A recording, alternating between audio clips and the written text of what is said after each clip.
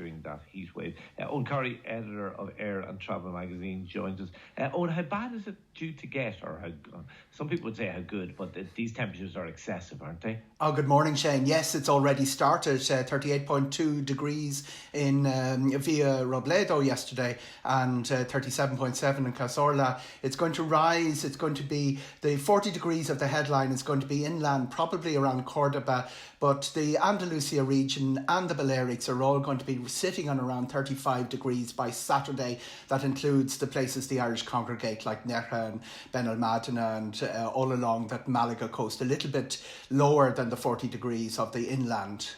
Yeah, you could see it in the Europa League final in Seville last night. The players were exhausted with the heat.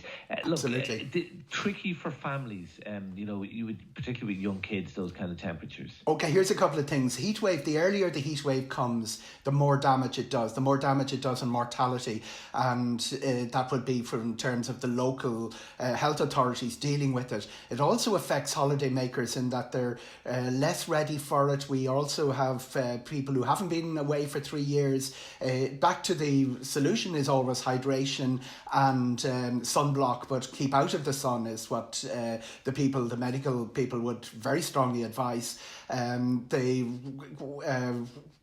history of heat waves across Europe, and we've had a lot of them. We've had 7 of the hottest summers in European history since the 1500s, have all been since 2000. The history has been that they've tended to come in July and August, and that they have been an inconvenience for tourists, but tourists tend to react exactly as I say, keeping out of the sun and hydration, but there have been a big problem with mortality, particularly the big heat wave of 2003, and this is going to be the hottest May, the first real May heat wave in recorded history in Spain.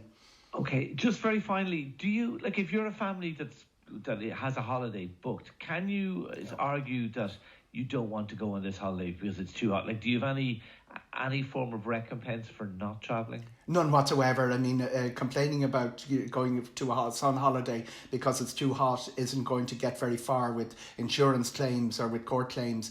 What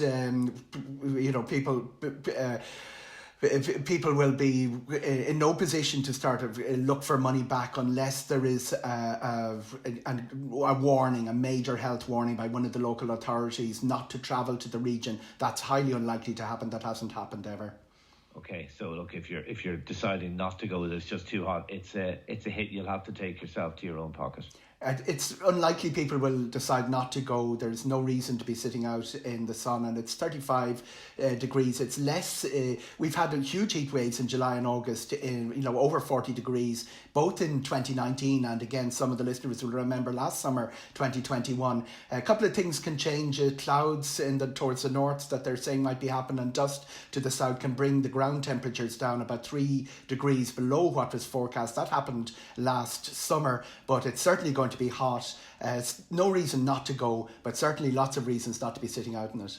Okay, we'll leave it there. Eoghan Corry. Always a great pleasure, Shane. Thank you.